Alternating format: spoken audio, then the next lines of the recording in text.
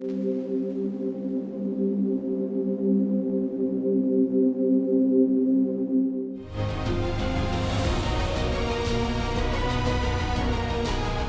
know, I've probably been an angry young man most of my life, and I grew up without a dad. My dad died when I was 10.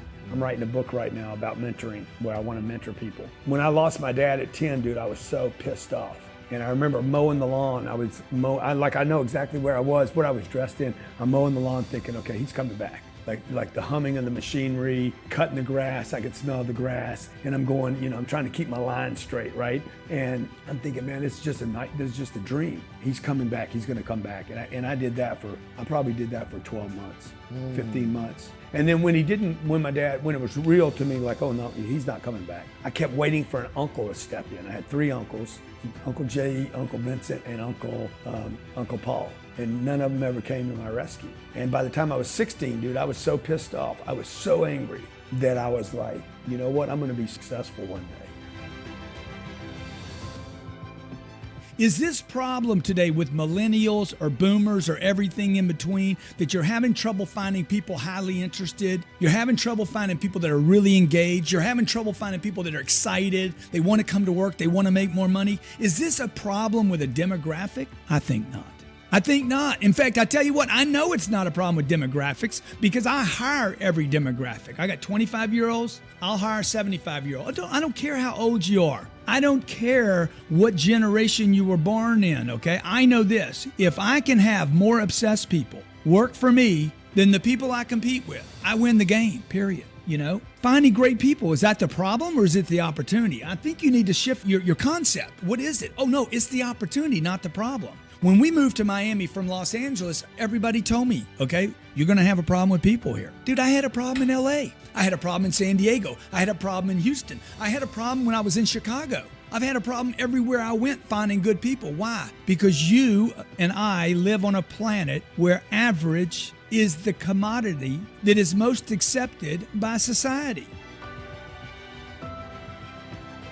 You know, look, I want to stack the deal in my favor. You know, I don't like the cards I've been dealt, so I'm going to figure out, okay, who's winning at this game? And if you want to know who's winning at the game, you can sit and bitch about it. Theresa May and Brexit and the next guy and the next batch, these are all puppets being run by a system of gangsters. And the gangsters know what the rules are. So if you don't know what the rules are, shame on you. Like a guy told me once, he's like, I don't like to read books. So what, you don't like to read them, dude? All the data you want in the universe is in a book. It's in a book, it's somewhere. And so I say this, and I know it's not going to help anybody, but if you listen to me and you flip off and you listen to, I could just start listing 5 or 6 guys. You're not going to do anything. It's impossible to listen to me and these 5 or 6 people I'm thinking about. Because we conflict. We're all contemporaries. We're all, you know, seem to be successful, whatever that means. We all seem to have it going on, but the data will conflict. Okay, if you're going out into the job market and you're looking for a job, do not think that you are competing with other people. You are not competing with other people. You are competing with noise, the noise of the world. If you were looking for a job 3.5 weeks ago when Sandy Hook went off, the chances you get a job while Sandy Hook was going off was almost impossible because millions of people sat in their homes mesmerized by this event that took place at this school in Connecticut, right? Couldn't get anybody's attention. So your number one competition in the marketplace when you leave college, if you ever choose to leave college. The required skills, I need a client. Like if you simplify, the thing that people like about what we do is we simplify the business process. I need to make a contact. How can I do that? Like how can I just simply, if I'm a cameraman and I want more work, you know, how do I knock on a door or make a phone call, get in front of someone, impress them?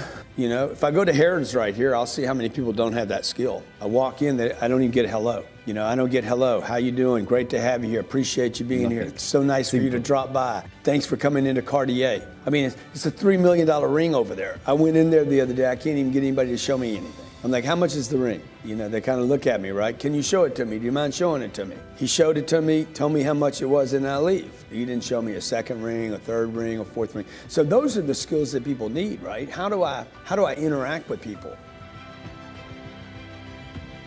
The same thing about a charity. Like you go to a charity event. The only people that complain about a charity event, oh, it was too long, entertainment wasn't good, the food was no good. You didn't give anything, did you? Then I'm like, okay, I gotta hate the billionaires. Because everybody that's watching this right now, you could be a billionaire if you made a decision. Number two, got in the right vehicle, and three, didn't quit on it. I'm the one most interested, and I have an eye for things that other people, for whatever reason, don't see. So rather than me getting furious about them not doing it or not seeing it or quitting, okay, just turn it over to them.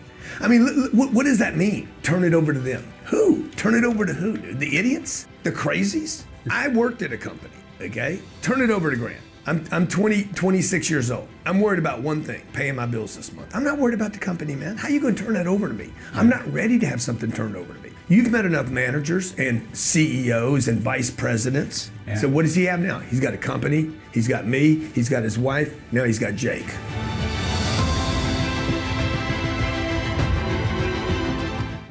I'm going to go out into the marketplace right now, and I am going to literally cover up. This is my moment to expand into the marketplace while everybody was doing what? What was everybody doing for 3 years? Look, I hear about the unemployment numbers every day. I said, I sure wish they'd talk about all the people that are employed that don't deserve a job, because there's millions of those still in the marketplace. And the next time we get another contraction, those people are going to get delivered pain.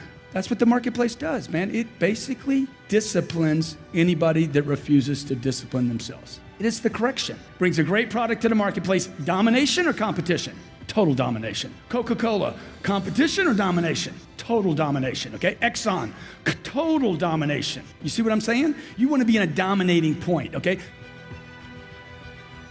I don't take advice from quitters, ever. You quit AA, don't tell me 12 steps didn't work, right? Got Lisa AA meeting. Sat down, it didn't work. I got 6-step, busted me up. I don't take advice from quitters. Do you? Oh, really? What happened to you then? He's got $80 or $1,000 or $15,000. I know a kid 8 years old right now got 15 grand already. 15 grand in the bank. He's got more than 50% of America, and he's 8.5 years old. What happened to the cat between the age of 8 and 28?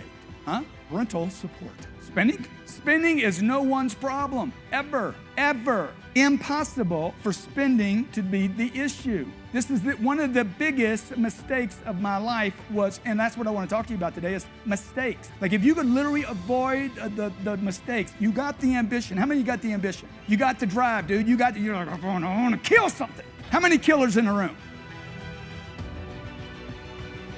You know, I was 25 years old and I was broke.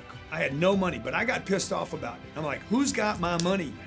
Who's got what I want? Who's got my dream? Who's got my business? And that's what people need to ask themselves today. The wealthy are getting wealthier because the wealthy play by a different set of rules than everybody else. The Americans, the middle class, they're buying homes. This goes back to the home point. They're buying homes, they're buying cars, they buy country club memberships if they can afford them. They send their kids to good schools. They borrow money to go to college. They save their cash, and they invest in retirement accounts. Those are basically the 7 themes of the middle class, and it ain't working for them. The wealthy do none of those things, okay? They don't borrow money to go to college. They send their kids to the best college and say, hey, don't fucking worry about learning anything, but meet the Obamas, okay? Make sure you meet the people with the right names. Number 2, they don't worry about buying houses. They buy businesses. They don't save cash. They know it's trash. And they invest in companies, and they'll do whatever it takes to get rich. Like that is the priority, is to create wealth for themselves and their families. And they don't invest in retirement accounts.